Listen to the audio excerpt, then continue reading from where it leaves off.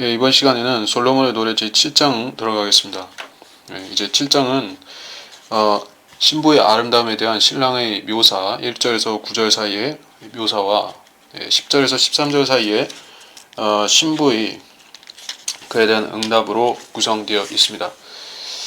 그래서 솔로몬의 노래가 많은 주석가들에 의해서 육신적인 노래로 잘못 이해되고 있는 것은, 그리고 유대인들조차도 구약 성경을 믿는 그 유대인들조차도 이 솔로몬의 노래에 대해서 그러한 이게 육신적인 책이라는 육신적인 노래라는 생각으로 해서 편견을 갖고 있는 것은 당연합니다. 근데 항상 그 하나님께서는 그 아담과 이브를 예수 그리스도와 그 몸된 신부인 교회의 모형으로 사용하셨듯이 남자와 여자의 혼인 그 관계 안에는 교회와 하나님의 관계에 대한 모형이 들어있는 것입니다. 그래서 모형으로서 적용한다고 하면 우리에게는 하등 문제될 것이 없습니다. 그러나 이 본문 자체는 분명히 어떤 적인 묘사가 포함이 되기 때문에 라카마 박사도 그렇게 말했지만 이것이 회중 설교의 주제로서 이 본문 자체를 주제로서 하기에는 상당히 어려운 부분이다 라고 얘기를 하셨습니다. 7장 1절부터 보도록 하겠습니다. 오 통치자에 따라 신을 신은 내 발이 어찌 그리 아름다운가. 내 넓적 다리의 마디는 정교한 기술자의 손으로 만든 보석들 같도다. 내 배꼽은 즙 담은 둥근 장 같고 내 배는 백합꽃들로 두른 밀 무더기 같으며 내 두 가슴은 어린 두 마리 쌍둥이 노루 같구나. 내 목은 상아 망대 같고 내 눈은 바드라빔 성문 곁에 있는 헤스본의 고기 연못 같으며 내 코는 다마스커스를 향해 보는 레바논의 망대 같도다. 위에 있는 머리는 칼메산 같고 내 머리의 머리카락은 자줏빛 같으니 왕이 그 흘러 넘친 것에 매어 있도다. 오 사랑아, 너는 어찌 그리 어여쁘고 아름다워 즐겁게 하는가. 내 이 키는 종려 나무 같고 내 가슴은 포도송이 같구나. 내가 말하기를 종려나무에 올라가 그 가지들을 잡으리라 하였도다. 이제 내 가슴은 또한 포도송이 같이 되고 내 코의 향기는 사과 같이 될 것이요 내 입천장은 나의 사랑하는 이를 위한 가장 좋은 포도주 같아서 달콤하게 내려가 잠든 자의 입술로 말하게 하는도다. 이 본문의 표현상에는 문제될 것이 없다는 것입니다. 마치 그 아담 이브가 범죄하기 이전에 옷을 입지 않고 치부를 드러낸 채로 있었지만 그것이 그들에게 문제가 되지 않았던 것 같이 참된 죄가 개입되지 않은 상태에서의 남녀관계에는 그 성적인 부분이 죄로 연결되지 않는 것이요. 그러나 지금은 다르다는 것입니다. 그렇기 때문에 지금은 죄성이 남아있는 상태에서 죄 문제가 해결되지 않은 상태에서 육신의 사람들은 덮어야 되는 것이요. 덮는 것은 그 육신의 수치를 가리워야 되는 것입니다. 왜냐하면 그 육신이 문제를 일으키기 때문에 그렇습니다. 만일 우리 육신이 에덴 동산의 그 육신과 똑같은 것이고 지금도 죄를 알지 못하면은 마치 갓난아기들이 죄를 모르는 채로 그 천진무구의 상태에 있는 것 같이 모든 사람이 그렇게 살 수 있다고 하면은 지금 세상에서는 그 죄를 규제하는 율법이나 형법이나 또 감옥이 있을 필요가 없는 것이죠. 그러나 모두 있다는 것이요. 사람들이 계속해서 육신 때문에 범죄하기 때문에 이런 구절들조차도 지금 사람들이 볼 때는, 그래서 육신적인 생각에 젖어 있는 사람들이 볼 때는 이런 구절은 참으로 껄끄러운 것입니다. 그래서 성경은 어떤 목적으로 인용하느냐, 어디에 초점을 맞추느냐에 따라서 그 인용하는 사람의 그 목적에 따라서 전혀 달리 사용할 수가 있는 것입니다. 하나님 말씀을 살아있고 활력이 있어서 영과 혼과 마음과 영과 혼과 골수와 관제를 찔러 가르고 마음의 생각들을 판별한다고 말씀하신 그 말씀은 사람을 살리는 메스가 될 수도 있고 영적인 수술을 할 수 있는 도구가 되고 또 죽이는 칼이기도 한 것입니다. 심판하실 때는 모든 말씀으로 판단하고 또 심판하신 것이죠. 그래서 우리한테는 두려운 말씀이기도 하지만 우리를 살려주신 말씀이고 또 우리한테 깨우침을 주는 말씀이기도 한 것입니다. 그래서 여기서 우리가 깨우쳐야 되는 것은 하나님께서는 신부, 여기서 주제인 신부인 교회에 대해서 이렇게 그녀의 그 세세한 부분에 이르기까지 관심이 있으시다는 것입니다. 자, 하나님께서는 사랑스럽지 않은 그 무엇에 대해서 사랑스럽다거나 사랑한다거나 그렇게 말씀하지 않으신다는 것입니다. 하나님께서 최상이라고 말씀하셨으면 그것은 정말로 최상의 아름다움인 것이에요. 그래서 신부에 대한 이 묘사가 최상의 아름다움으로 묘사가 되고 있는데 이것은 실제로 하나님께서 앞으로 단장되어서 그리스도의 심판석을 통과해서 나올 그 신부를 보시고 하는 말씀이라는 것입니다. 지금은 그러한 교회가 완성된 단계에 있지 않은 것입니다.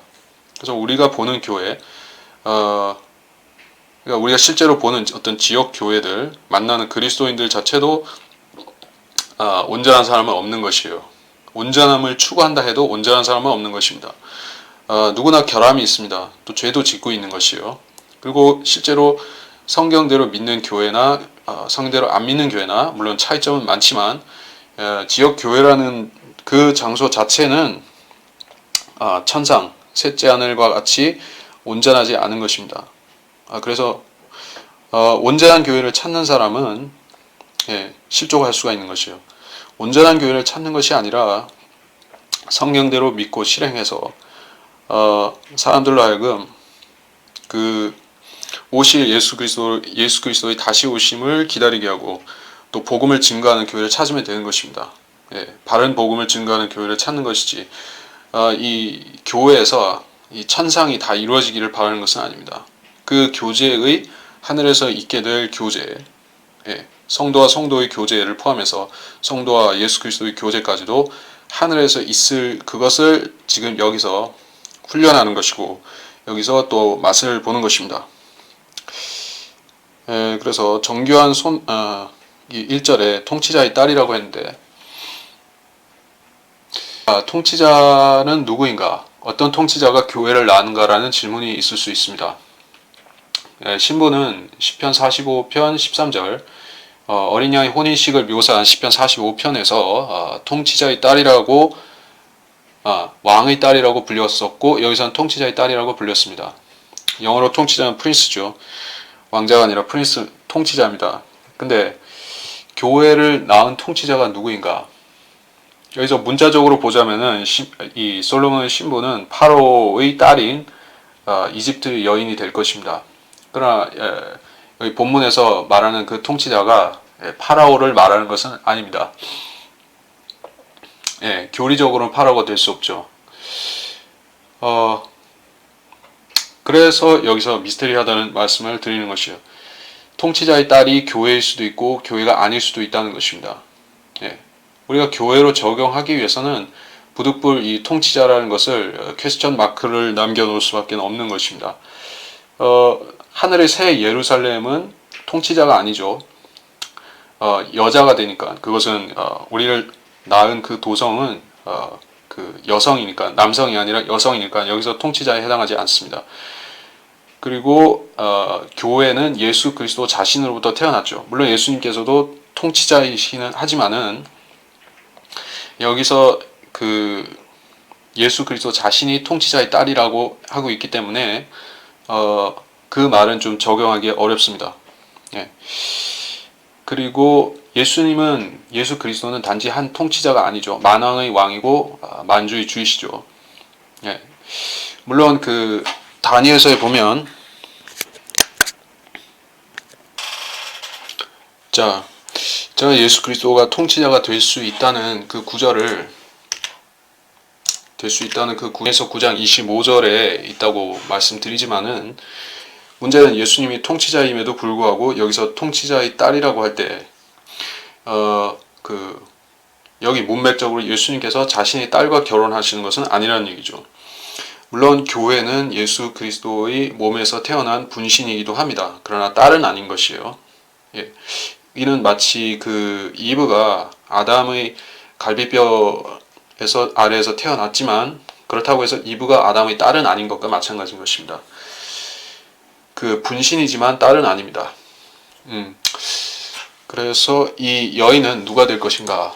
자, 그게 관건인데 아마 환란 때의 성도를 말할 것이다. 그리스도의 신부가 아니라 대환란 때 성도의 유형이라고 볼 수 있겠다는 것입니다. 실질적으로 우리가 대환란 때 성도의 유형은 두 가지를 알고 있으니까 대환란 때의 환란 성도 이방인, 유대인 환란 성도 이렇게 두 부류가 있기 때문에 그 둘 중 하나가 될 것이에요.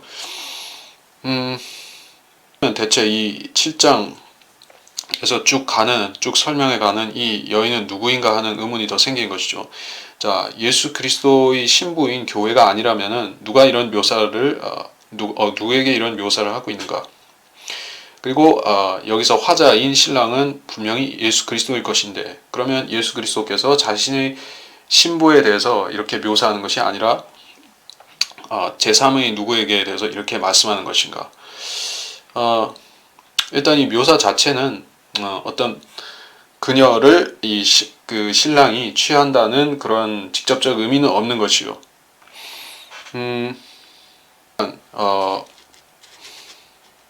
여기서 신랑이 말하고 있다.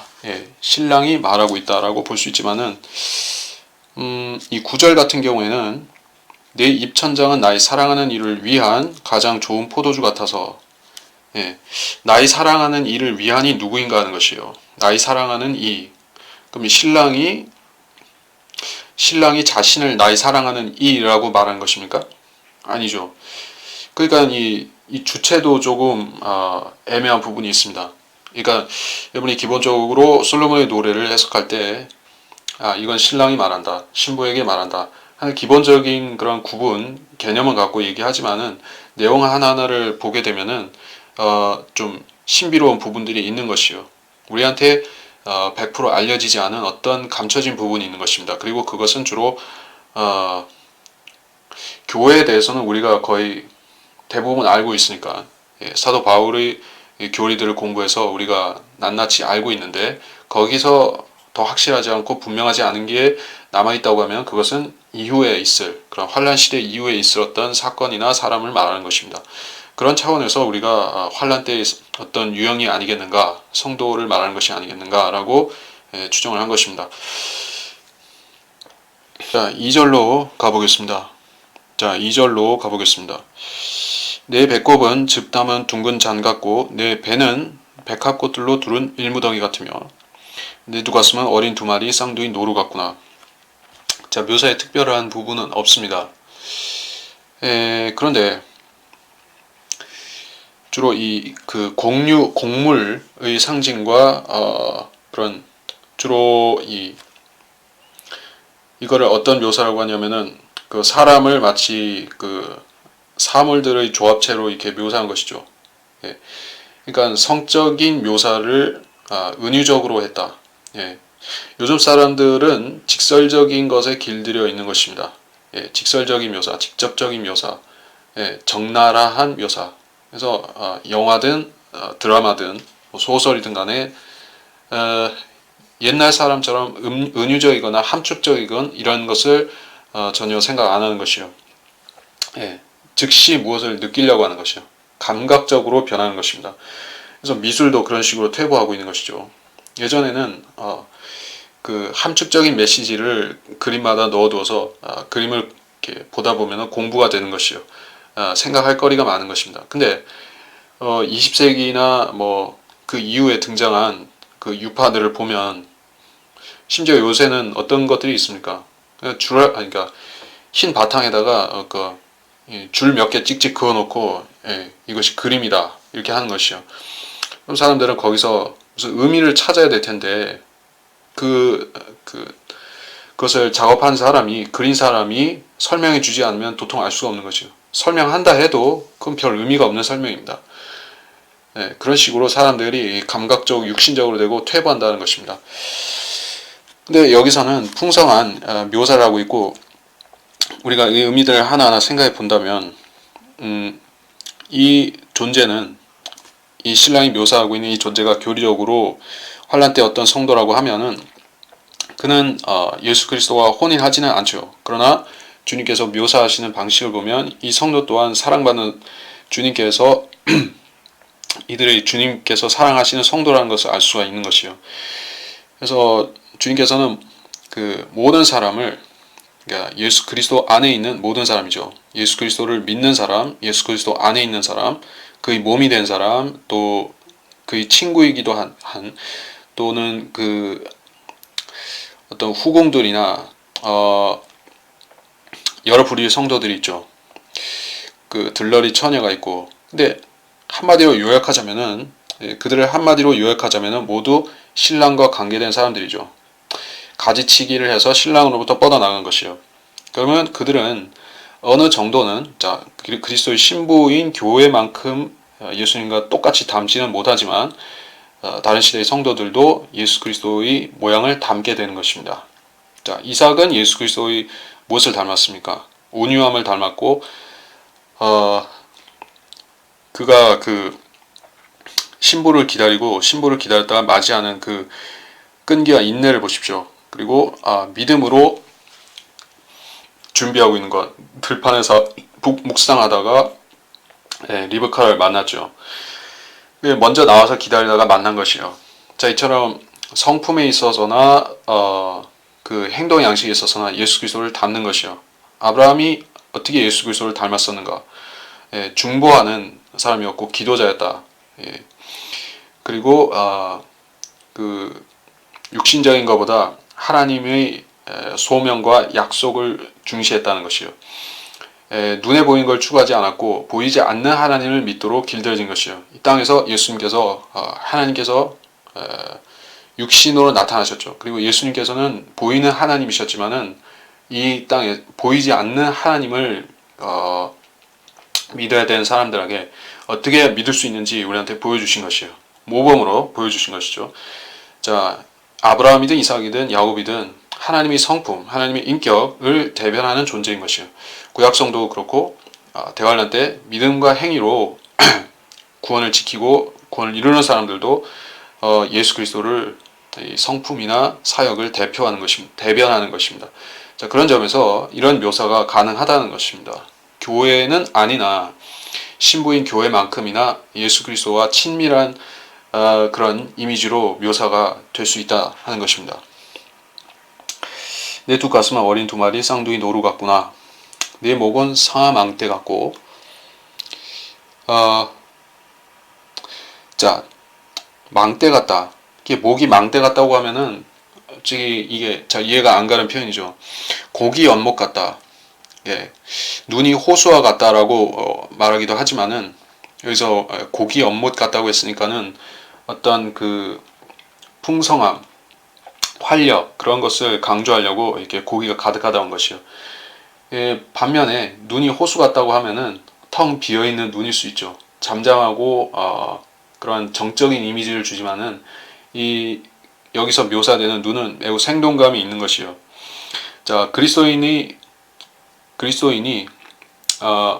그 정결하게 산답시고 혼자 정결하게 살고 혼자 보존한답시고 그냥 가만히 있으면은 호수같이 잔잔한 마음도 그렇고 눈도 그럴지 모르죠.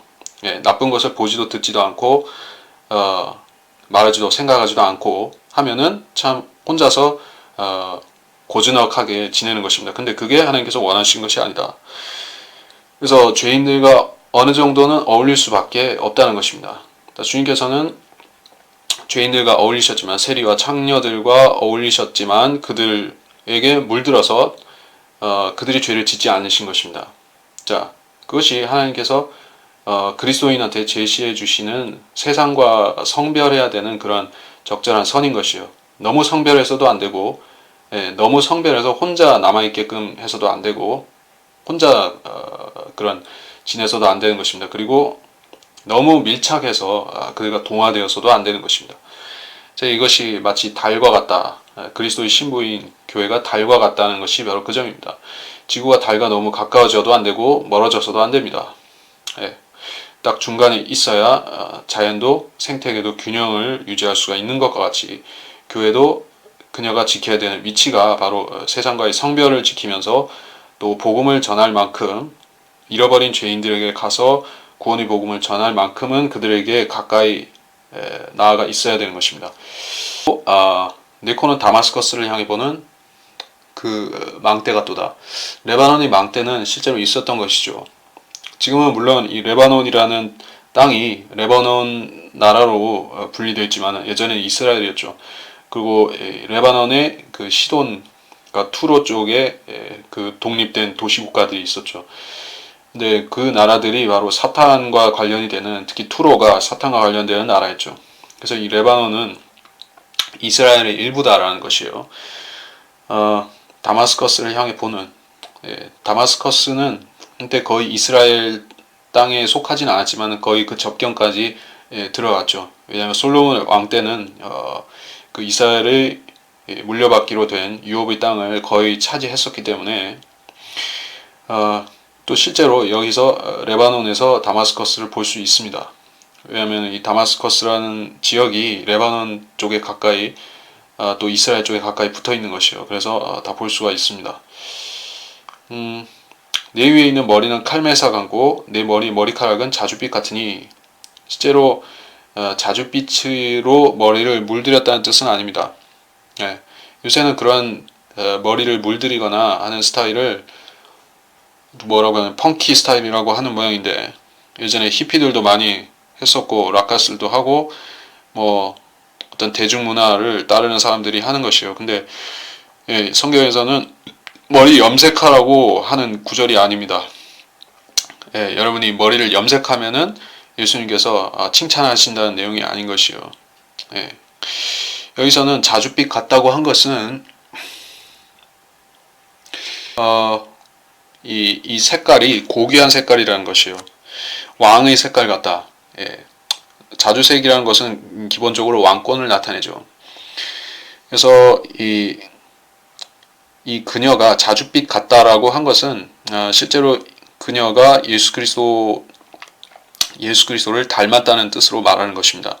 예수님께서는 실제로 만왕의 왕이시죠. 그리고 그분이 왕권을 가지셨다는 면에서 말한다면은 예수 그리스도 또한 자주색과 같다, 머리가 자주색과 같다라고 말할 수도 있겠죠. 근데 여기서는 다스리는 성도를 말하기 때문에 여기서는 환난 성도를 말하지 않을 것인가.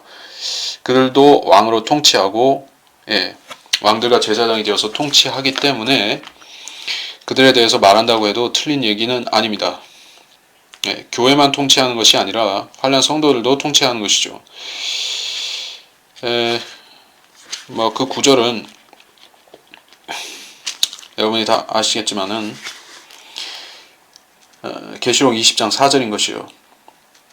그 죽은 자들 가운데서 먼저 일어나서 죽은 자들 가운데서 일어나서 통치자가 되는 그 성도들이 바로 환난 성도들과 또는 구약 성도들인데, 여기서 4절에 보면 목배임을 당한 사람들, 짐승의 형상에게 절하지 아니한 사람들이 통치한다고 언급되어 있습니다.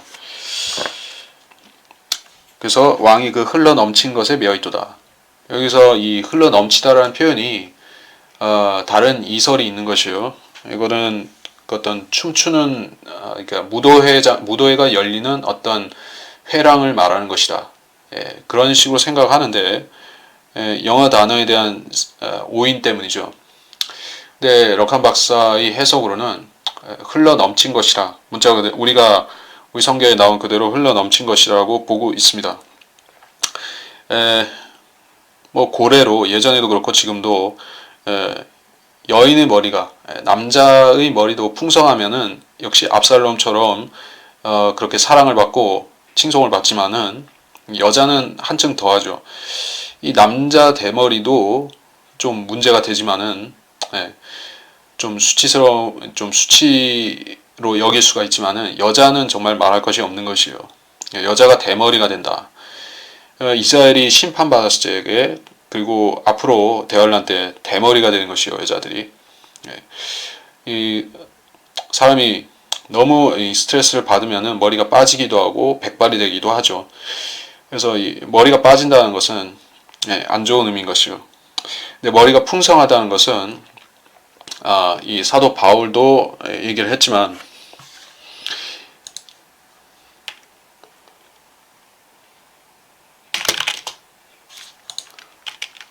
자, 이 여인의 머리라는 것은 예, 그 여인의 머리칼이라는 것은 그 신랑 남자를 이 남자를 상징하는 것이에요.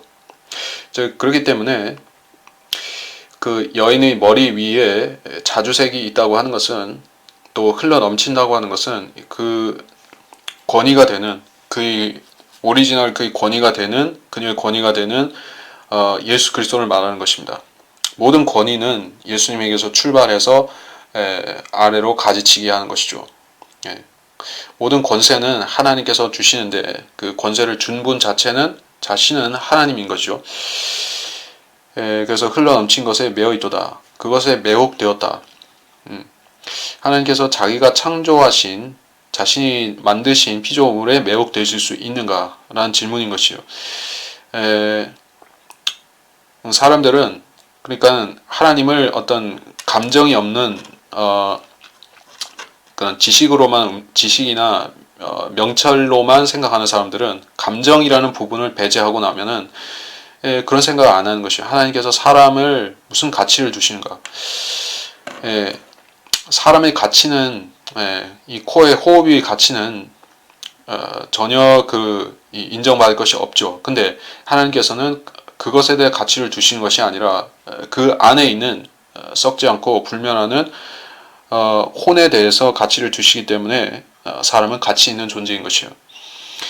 그래서 왕을 매혹시킨 것은 그리스도의 신부 또는 여기서는 다른 부류의 성도겠지만은 그 성도의 속에 있는 예수 그리스도의 성품이나 예수 그리스도를 본받은 예수 그리스도로부터 온 여러 가지 은사들이나 선물들, 그러니까 은사들이나 아니면 그의 행위들, 그렇죠. 예수 그리스도를 따르는 그의 행위, 자 이걸 말하는 것이요. 그것이 하나님께는 하나님 자신으로부터 나온 의지만은 하나님께서는 그것을 보시고 매혹되시는 것이요. 예. 하나님의 의는 가장 뛰어난 것이기 때문에 사람이 내 의라고 주장하기 시작하면은 내게서 나온 내 의라고 주장하기 시작하면 그건 볼품이 없는 것이요. 그러나 하나님께서 주신 의는 고귀한 것입니다. 그래서 하나님 자신도 그것에 매혹되신다는 것이요. 그래서 우리가 자기의라는 말은 좋은 표현이 아닌 것입니다. 그러니까 표현상 구분하기 위해서 그러한 righteous냐 구약의 의는 사람이 어떤 행동을 하느냐에 달린 그런 righteousness의 그 의다라고 얘기를 하고 지금은 justify 됐다. just 하나님께서 무료로 주신 의다. 하나님께서 선물로 주신 의다. 그렇게 설명하는데 자 구약의 사람이 행하는 의도 예수 그리스도의 의를 본받은 것이죠. 하나님의 의를 본받은 것이죠. 보고서 배워서 하는 것이에요. 그래서 십계명에서 의를 행하는 법을 알려주셨으니까 그 방식에 따라서 배워서 하는 것입니다.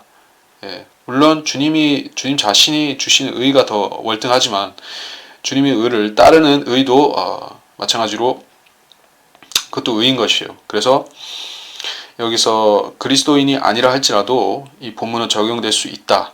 5절 본문은 적용될 수 있다는 것입니다. 6절에 오 사랑아 너는 어찌 그리 어여쁘고 아름다워 즐겁게 하는가. 네 키는 종려나무 같고 가슴은 포도송이 같구나. 자 주님께서는 실제로 신부를 취하셔서 그와 실제로 부부 생활을 하시는 것은 아니죠. 우리 육신적으로 말해서 사람들이 하는 것 같이 부부가 되는 것이 아닙니다. 자, 우리가 주님의 예수 그리스도의 몸된 교회가 그분의 반려자라는 것은 그분과 예수 그리스도와 교회가 성적인 결합을 했다는 것이 아닙니다.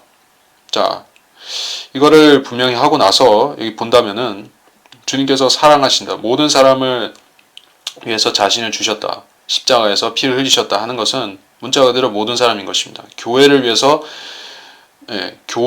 주신 것만큼이나 아담으로부터 모세로부터 예수님 이전까지 사람들이나 또 앞으로 대환란 때서부터 그 이후의 사람들까지도 위해서 죽으셨고 그들을 위해서 피를 흘리신 것도 마찬가지로 사실인 것입니다. 그래서 내 사랑아 어찌 그리 어여쁘고, 이런 말이 교회에 적용되는 그러한 독점적인 말은 아니라는 것입니다.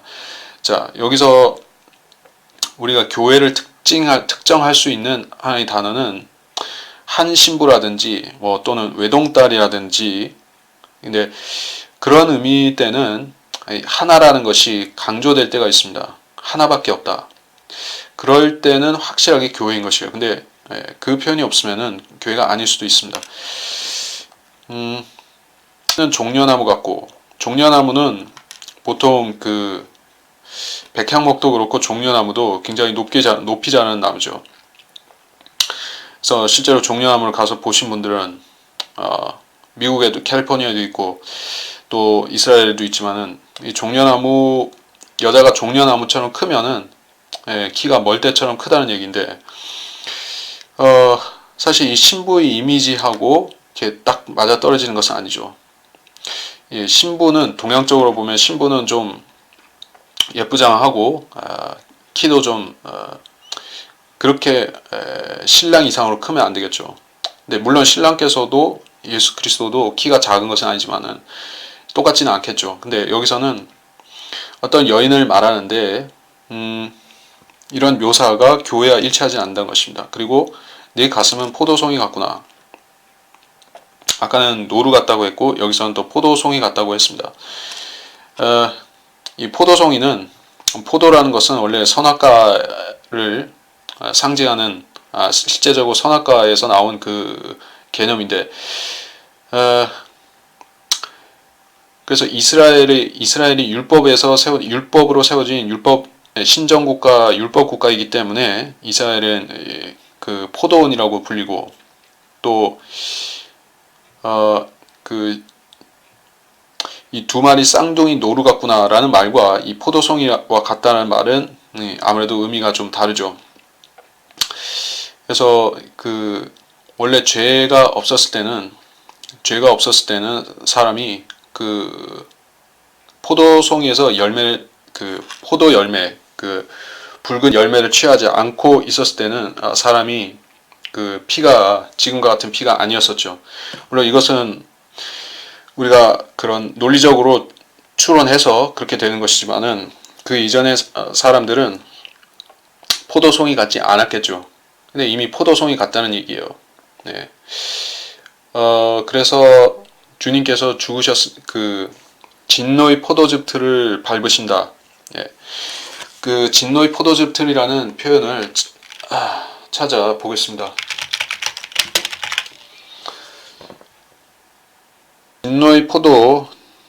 진노의 포도즙 틀을 찾아보겠습니다. 요한계시록 19장 15절, 그의 입에서는 예리한 칼이 나와서 그것으로 민족들을 칠 것이요 또 철장으로 그들을 다스릴 것이며 그는 전능하신 하나님의 맹렬한 진노의 포도즙 틀을 밟으실 것이라.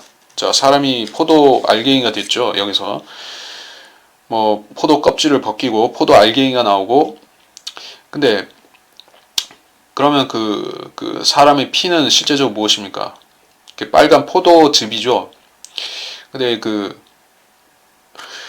원래 우리나라에서 나는 이 포도는, 이 포도즙이 좀 묽어서 그렇지 이 중동에서 나는 거 훨씬 더 진하다고 하는 것 같습니다. 그래서 이 사람을 포도와 포도 알갱이로, 그리고 이 사람들 또 모이면은 포도 송이가 되겠죠. 그래서 포도 알갱이, 포도 송이를 던져놓고 포도즙 틀에서 밟으면은 그것이 심판을 묘사하는 말인 것입니다. 그래서 포도 송이 같이 되고, 포도 송이라는 것은 아무래도 집합적인 의미가 있으니까, 사람이 그 가슴이 포도송이라고 말하면은 좋은 의미가 안 될 수 있죠. 가슴이 건포도다 하면은 빈약한 가슴을 가졌다라는 말이 될 수도 있으니까. 근데 여기서는 그 뜻이 아니죠. 포도송이니까는 어떤 집합적인 부분을 말하는 것입니다. 그래서 이 표현 자체는 교회에 대한 표현이라고 보기는 어렵다.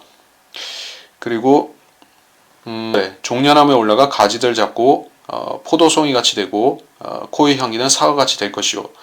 자, 여기서 캐치할 수 있는 이미지는 에덴 동산인 것입니다. 뭐 물론 거기에 포도나무도 있었겠고 종려나무도 있었을 것입니다. 사과야 당연히 있었겠죠. 전반적으로 전부 과실수 또 과실수들인 것이요. 그리고 그 중에 하나는 선악과와 깊이 연관 선악과 자체인 것이요. 자, 그렇다면 이것은 천년왕국 때의 그때가 되면은 더 이상 포도가 부정적인 의미는 아니죠. 그리고 물론 사과는 지금도 그렇지만은 어떤 천년왕국이라는 이 시대가 땅이 회복되는 기간이지 않습니까? 그래서 이 여인은 이 땅과 밀접한 관련이 있다. 예? 그렇게 볼 수가 있습니다. 그렇죠? 이 땅에서 풍성한 소산이 난다. 이 땅이 풍성해진다. 그것과 관련이 있습니다. 그렇다면 이 땅에서 자기의 영원한 소산을 누리는 신부가 아닌 어떤 성도들인 것이죠. 뭐 달리 멀리 잡을 필요가 없이 그것은 환란 성도 유대인이거나 이방인이거나 환란 성도 중에 어떤 부류를 말하는 것입니다. 자, 9절에서 내 입천장은 나의 사랑하는 이를 위한 가장 좋은 포도주 같아 달콤하게 내려가 잠든 자의 입술로 말하게 하는도다. 자, 이 또 포도주가 나왔는데 포도주에 대해서는 우리가 새삼 주저할 필요가 없습니다. 왜냐하면 그 발효된 포도주는 좋은 의미가 아니고 발효되지 않은 그런 짜서 만든 주스는 좋은 것이다 라는 얘기예요. 물론 여기서 가장 좋은 포도주 같다고 하는 뜻이 여기서 좋다고 하는 뜻이 잘 익은 포도주라는 뜻은 아니겠죠. 그렇다면 그것은 취하게 하고 어떤 사람을 무너뜨리고 흩뜨려뜨리는 그런 포도주를 말하는 것이 아니니까 여기서는 새 포도주를 말하는 것이요. 새 포도주와 관련된 시대는 그것은 바로 천년왕국인 것이죠. 새 포도주를 즐기는 때가 언제죠? 어린 양의 혼인잔치죠. 그래서 혼인잔치도 그렇고 천년왕국도 그렇고 새 포도주와 같은 것이요. 그리고 새 포도주가 나타내는 것이 또 한 가지가 신약인데 구약과 대비해서 신약이 새 포도주입니다. 이게 구약은 마치 술과 같은 것이요. 그 하나님의 약속이 술이 아니라 사람들의 상태가 지킬 수 없는 상태였죠. 그래서 술과 같은데 이제 새 포도주가 신약인 것이에요. 그래서 이 포도주가 잠든 자의 입술로 말하게 하는도다. 자, 잠든 자가 누굴까요? 그 영적으로 잠들어 있는 성도들을 말하는 것이다. 그들로 말하게 하는 것이다. 물론 그 새 포도주 같은 주님 말씀이 사람들을 깨우는 말씀이 될 수가 있습니다. 영적으로 잠든 사람들을 깨우는 말씀이 될 수가 있고 실제로 잠든 사람들, 무덤에 있는 잠든 사람들을 깨우게 할 수 있는 것이요. 부터 나는 나의 사랑하는 이의 것이며 그의 사모함은 나를 향해 있도다. 나의 사랑하는 이여 오소서. 우리가 들로 나가 촌락들에서 유숙하사이다. 우리가 일찍 일어나 포도원으로 가서 포도나무가 무성한지 연한 포도가 나은지 석류나무가 싹이 돋았는지 보사이다. 내가 거기서 당신에게 나의 사랑을 주리이다. 합한 채가 향기를 바라고 우리 성문들 앞에는 온갖 새로운 것과 오래된 아름다운 실과가 있으니 오 나의 사랑하는 이여 이것들은 내가 당신 외에 쌓아놓은 것이니이다. 나는 나의 사랑하는 것이며 사랑은 이의 것이며 성도는 예수 그리스도의 손 안에 있거나 예수님의 손을 형성하거나 주님의 것인 것이죠. 주님의 것이라는 말은 두 가지 의미가 있는 것이죠. 교회는 예수님 자신이죠. 그리고 주님께서 붙잡고 계신 성도가 또 있는 것이죠. 모든 성도는 주님의 것입니다. 그리고 특별히 주님의 몸이 된 위치에 있는 성도도 있습니다. 교회. 그의 사모함은 나를 향해 있도다. 자, 우리는 하나님의 관점에서 성도를 보시는 관점이 무엇인가? 하나님께서 그를 사모하시는가? 사모하는 것이요. 하나님께서는 지금도 모든 성도를 보고 계시고 볼 수 있지 않습니까? 라고 말할 수 있는 것이요. 그러나 주님께서도 면대면으로 보시는 것과 성령을 통해서 간접적으로 보시는 것과는 틀린 것이죠.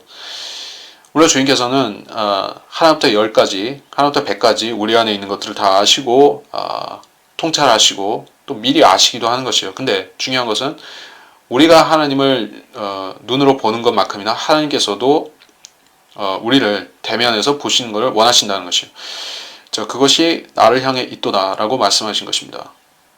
우리가 하나님을 대면해서 보려면 두 가지 방법이 있는 것이요. 육신을 벗어나서 하늘로 올라가서 보는 방법이 있습니다. 그건 우리가 죽음을 의미하는 것이고, 두 번째는 산채로 몸이 변화되어 올라가서 만나는 것입니다. 그것은 한날 한시에 이루어지는 것이고 앞으로 기다려야만 되는 일인 것입니다. 어느 쪽으로 보든지 보는 것이지만은 주님께서는 모든 사람이 그 주님을 주님 자신의 모습으로 주님 자신과 같이 되어서 보게 되기를 원하시는 것이요. 서로 동등한 입장에서 보는 것이죠.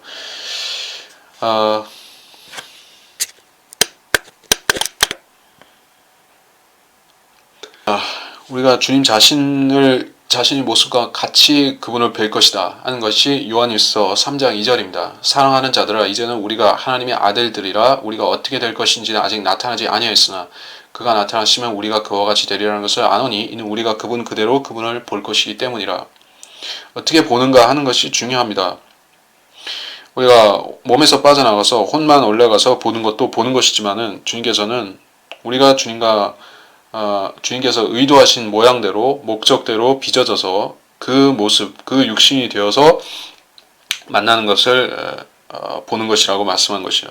그래서 우리한테 적용할 때는 그의 사모함이라는 것은 우리가 몸이 변화되어서 그분을 뵙고 또 그분이 우리를 만나시는 그것을 사모하신다는 것입니다. 그래서 성경에 가장 중요한 약속이 무엇입니까? 우리한테 있어서 특별히 더 가장 중요한 약속이 무엇이냐면은 우리가 그분을 만난다는 것이요. 다른 사람들이 아니라 우리가 그분을 만날 것이라는 것입니다. 계시록 22장 20절이죠. 이런 이들을 증거하신 분이 말씀하시기를 반드시 내가 속히 오리라 하시니라. 아멘 그러하옵니다. 주 예수여 오시옵소서. 이것이 성경에서 가장 중요한 약속이며 하나님께서 우리를 향한 사모함이 여기에 있는 것입니다. 이거에 하나님께서 신실하게 약속하신 일이고 또 주님께서 사모하시기 때문에 또 반드시 이루신다는 것을 알아야 됩니다. 11절에 나의 사랑하니 오소서 들러나가 촌락들에서 유숙하사이다. 촌락들은 도시와는 구별되지만은 들과도 다르죠. 그러니까 도시가 있고 도시에서 나가서 촌락이 있고 촌락에서 더 나가면 들이죠. 들은 완전히 어떤 태고의 자연의 야생의 그러한 개념이 들일 것인데 들에서 유숙하려면 텐트를 장막을 친다든지 장막을 친다든지 해서 유숙할 수 있고 그리고 촌락들이라고 하면은 거기서 집을 만큼은 아니지만 거기도 집들이 있기 때문에 집 안에서 유숙하는 것은 같습니다. 이게 무슨 말인가? 일단 영적인 교훈적인 적용을 하자면은 그리스도인은 마치 아브라함이 칼데아 우르 도시죠. 도시에서 부름받아서 어디로 갔습니까? 들로 갔죠. 들로 갔는데 항상 들에만 있지는 않죠. 도시로 이집트로 갔던 것은 그 잘못된 선택이었지만은 촌락들에도 있었던 것이에요. 만일에 그리스도인한테 숙제는 이것입니다. 내가 다른 사람들한테 영향을 안 받고 나쁜 사람들한테 나쁜 영향을 받지 않고 나 혼자 이렇게 유유자적하면서 하나님과의 교제만 돈독히 하면서 살면 좋을 것 같지만 그러면 다른 사람들한테 내 믿음과 실행과 내 복음 증거로 아무 유익도 줄 수가 없는 상태에 있는 것입니다. 그것이 홀로 고립되어 있는 것이요. 그러면은 안 된다는 것입니다. 그래서 세상과의 접촉점이 있어야 되는데 그것이 촌락이라로 표현된 것입니다. 도시라는 것과 촌락이 구별되는 것이죠.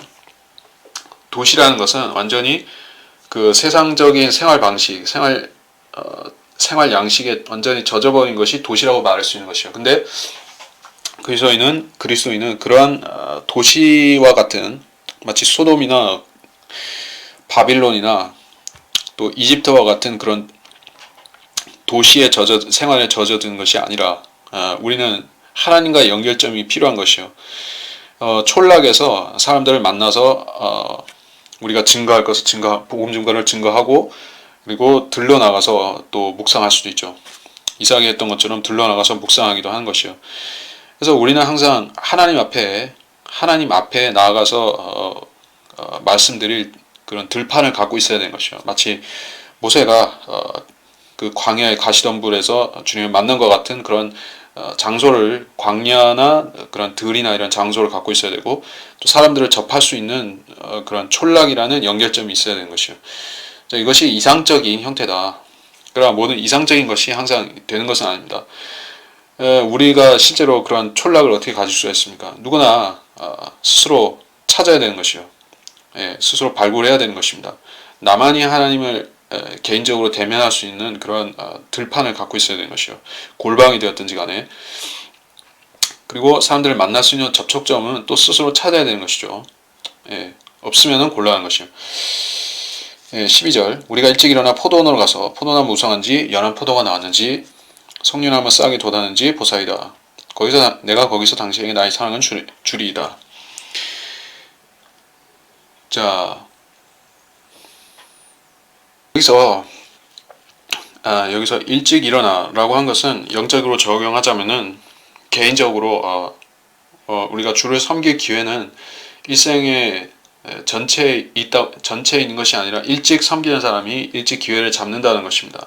늦게 잡았다 해서 기회가 없는 것은 아니지만은 일찍 선택했다면 그 사람한테 더 어드밴티지가 많은 것이죠. 기회는 많은 것입니다. 그래서 사람들은 대부분 일찍 기회를 잡았다고 하면은 또 끝까지 가는 경우가 흔치는 않습니다. 그래서 결국에는 늦게 출발한 사람이나 일찍 출발한 사람이나 비슷하게 되는 경우가 많습니다. 그러니까 일찍 출발했으면서 또 끝까지 잘 달린다면은 얘기가 다른 것이죠. 그래서 일찍 일어나 포도원으로 가서 포도원이라는 것은 그리스도인이 하나님을 섬기는 장소가 포도원이 되는 것이요. 포도원의 비유가 있죠. 주인이 일꾼들을 고용해서 각기 다른 시간에 불러내서 일을 시키는데 같은 임금을 주는 것이요. 그 포도원으로 비유한 것이 교회 시대인데 그렇다면 포도원은 하나님께서 우리에게 맡겨주신 우리에게 맡겨주신 일터 사역이 되는 것입니다. 자, 그래서 일찍 일어나 부르셨다면은 더 일할 기회가 많은 것입니다. 더 많은 것을 받는 건 절대적으로 많은 것을 받는 것은 아니지만은 주님과 교제하면서 일하는 기회가 많은 것입니다. 그래서 포도나무 무성한지 연한 포도가 나왔는지 보사이다. 여기서 주님께서는 그러한 포도원을 돌보시는 농부로 묘사가 된 것이죠. 포도원 지기인 것이요. 주님께서는 이스라엘을 포도원이라고 하셨고 그 포도원을 보러 오셨다가 린치를 당하신 것이요. 주님께서 합법적인 포도원 주인이었는데도 린치를 당하고 쫓겨난 것이요. 그러나 그리스도인들은 주님께서 우리한테 포도원을 주셨고 그래서 우리가 거기서 일하면서 또 주님께서 오셔서 우리 일을 같이 보시는 것이에요. 왜냐하면 우리 안에 주님께서 들어와 계시기 때문에 주님의 사역이 우리가 주님의 사역을 하면 주님께서 그 안에서 보고 계시는 것입니다. 13절 합 한 채가 향기를 바라고. 자, 이 합 한 채라는 것은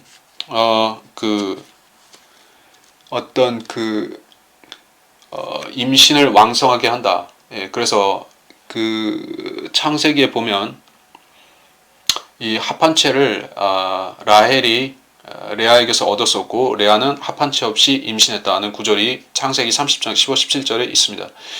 그래서 이 합 한 채라는 것은 열매를 맺는 것과 관련이 있으니까 열매를 많이 맺는다 하는 것과 관련이 있으니까 30배, 60배, 100배의 결실과 관련이 있을 것인데 우리 성문들 앞에는 온갖 새로운 것과 오래된 아름다운 실과가 있으니 자, 새로운 것과 옛 것이 있습니다.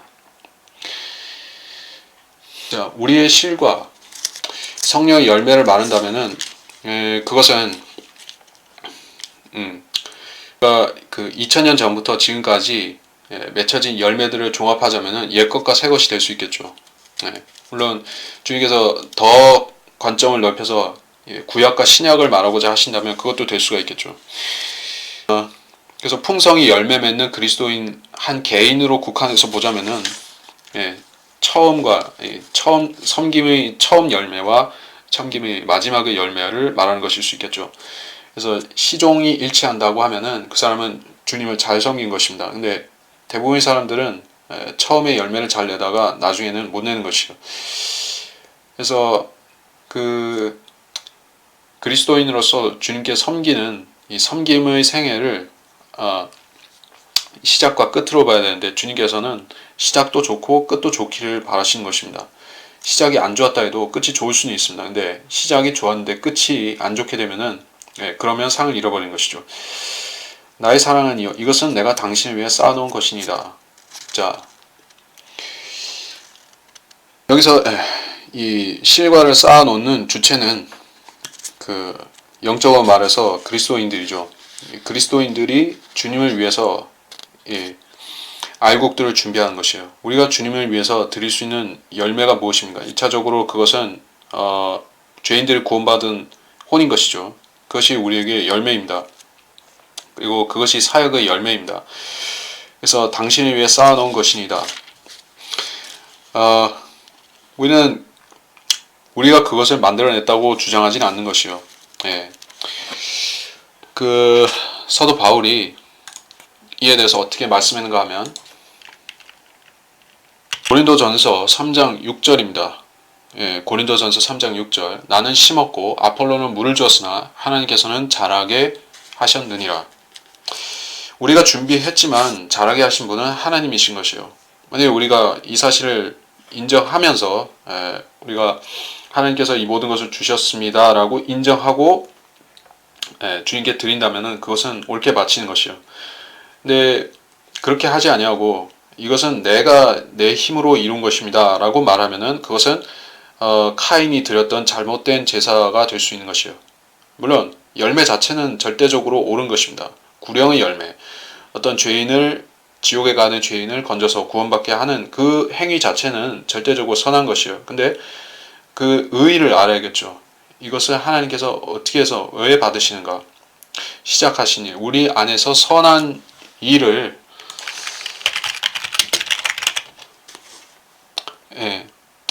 선한 일을 에베소서 2장 10절에 우리는 그분의 작품이니 그리스도 예수 안에서 선한 일들을 위하여 창조되었느니라. 이 일들은 하나님께서 미리 정하시어 우리로 그것들 가운데서 행하게 하려 하신 것이라 라는 이 관점에서 본다면은 우리가 스스로 이룬 것은 없습니다. 그런 의미에서 우리가 내가 당신을 위해 쌓아놓은 것이니이다 이런 것이 우리가 어떤 일을 행하든지 그것을 하나님을 사랑한다는 것이 최우선이 되어서 해야지, 어떤 일이 목적이 되어서 하는 것은 일 목적으로 하는 것은 올바로 하는 것이 아닙니다. 그래서 이번 시간은 이렇게 마치도록 하겠습니다.